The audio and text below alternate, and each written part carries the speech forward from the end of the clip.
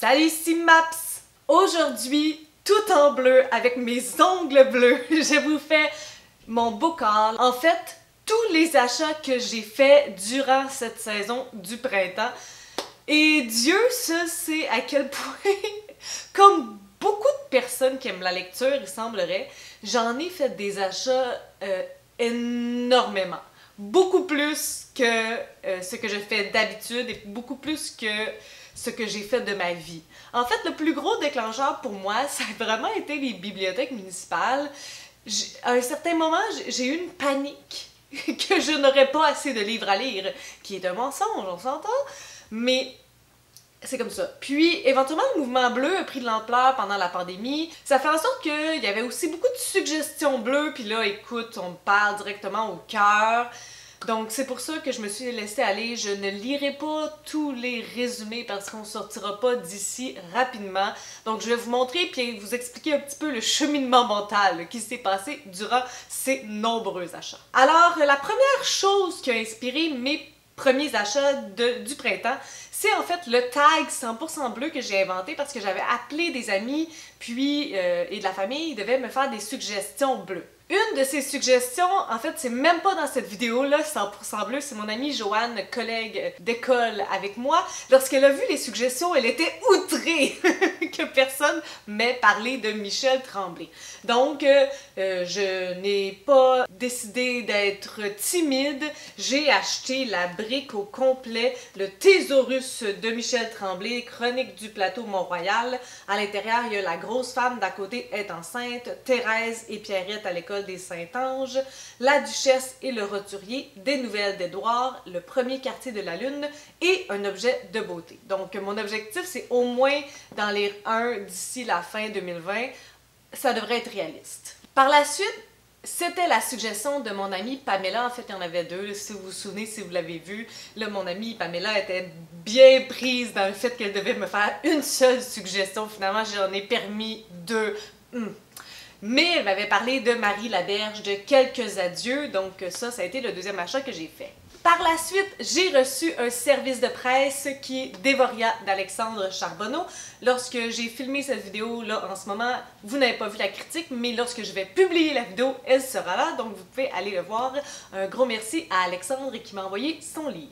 Toujours dans mon tag bleu, j'avais mentionné le fait que je voulais découvrir l'auteur Dany Laferrière. Donc, j'avais demandé des suggestions à Marjorie du Booktube, les lectures de Marjorie, et elle m'avait proposé de commencer avec L'odeur du café. Ma critique est déjà là pour lui aussi. Les villes de papier de Dominique Fortier, celui-là, ça a été vraiment comme un coup de foudre. Je l'ai regardé, je scrollais de mon beau français sur le site des libraires, puis ça faisait une couple de fois que je le voyais. Il me semble qu'il y a eu un autre avis qui semblait intéressant, qui semblait positif, et c'est pourquoi j'ai décidé cette fois-là de l'acheter. Pendant la pandémie, j'avais pigé la catégorie poésie, puis j'avais vraiment pas grand-chose chez moi.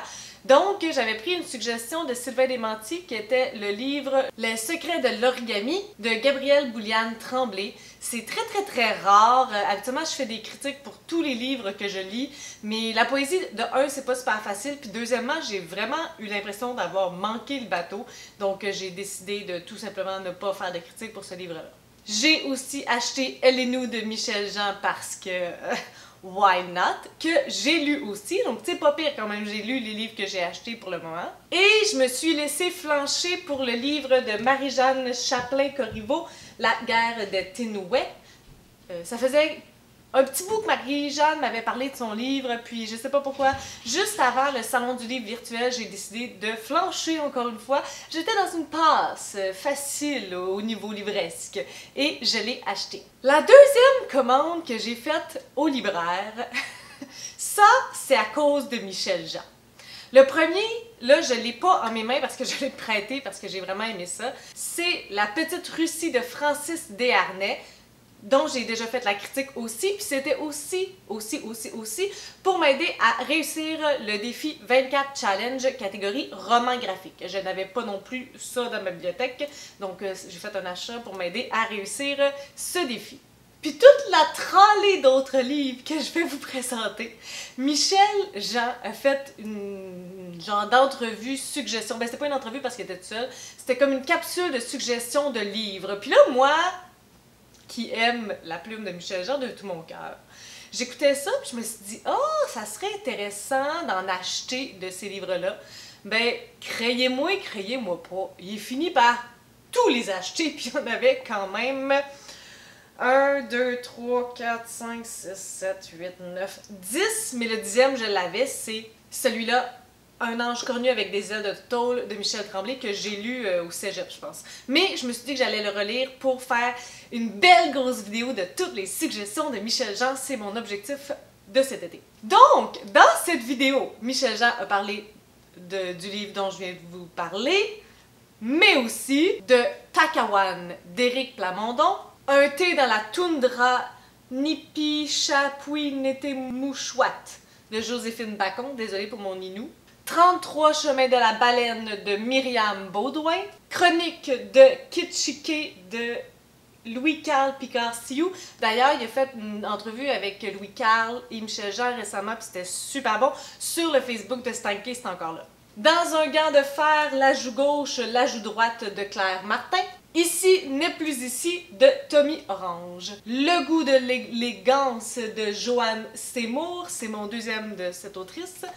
Et Gabrielle Roy, La détresse et l'enchantement. Puis ça tombe bien parce que mon amie Joanne, elle voulait que je lise Gabrielle Roy. Donc, c'est pas celui-là qu'elle m'avait parlé. Elle m'avait parlé de Bonheur d'occasion. Mais là, on peut pas tout faire tout de suite, hein?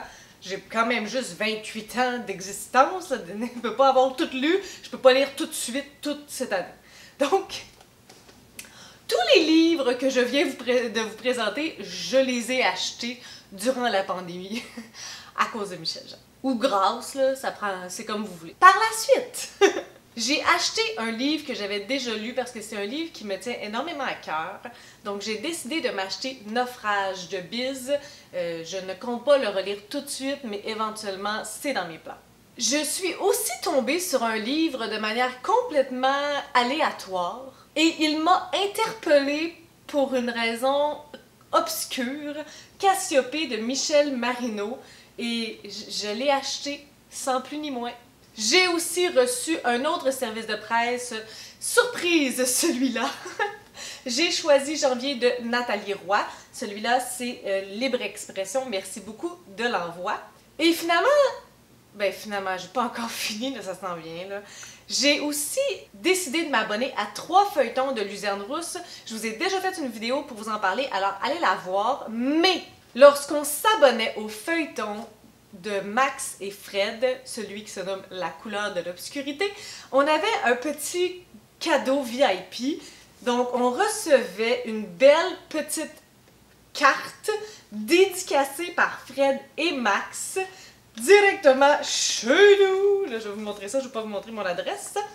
Donc, vraiment, là, avec une petite blague, s'il y a quelqu'un qui a vu le live où que je disais on garde le cul pour la fin, je ne parlais pas de l'aspect sexuel. Je disais simplement à Fred que la dernière lettre que j'allais montrer à mes élèves cette année, c'est la lettre Q. Mais lorsque ça sort tout croche, ça sort tout croche.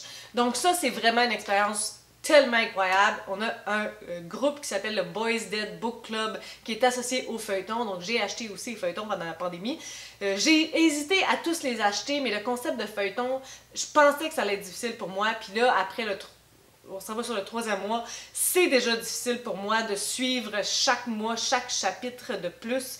Donc 3, ça va être correct. Peut-être qu'il y en a 2 sur 3 que je vais lire juste à la fin. On verra. Mes 3 derniers achats sont grâce à Marie-Michel du blog Dans les mondes d'une maman et aussi des auteurs qui se sont tellement bien vendus.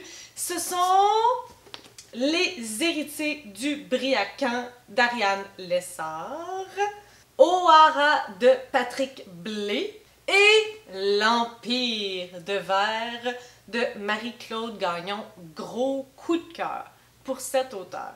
Donc voici tous mes achats du printemps. Je pense que j'en ai assez pour toffer l'été. Puis là, je me suis un peu calmé le pompon pour les achats. D'ailleurs, je suis en train d'organiser un swap avec un autre booktuber. Puis là, faut que j'arrête d'acheter parce que sinon, je vais être dans la chenoute. En tout cas, ça marchera plus notre histoire. Donc, sur ce, n'hésitez pas à m'écrire quel livre vous donne le plus envie parce que je vous ferais bien voter, mais je vais tous les lire assez rapidement, pas mal. Donc, je ne vais pas vous faire voter pour rien, tu sais. Mais écrivez-moi ça en commentaire, lequel vous donne le plus envie, lequel vous avez le plus envie de lire ou lequel vous avez aimé le plus. Dites-moi ça en barre d'informations. Si vous avez des suggestions, des critiques, des commentaires, n'hésitez pas à le faire en dessous de ma vidéo. Je publie des vidéos 3 fois par semaine, le lundi, le mercredi et le samedi. Si vous avez aimé cette vidéo, n'hésitez pas à mettre un petit pouce ou à vous inscrire à ma chaîne. Et sur ce, je vous souhaite de bonnes lectures.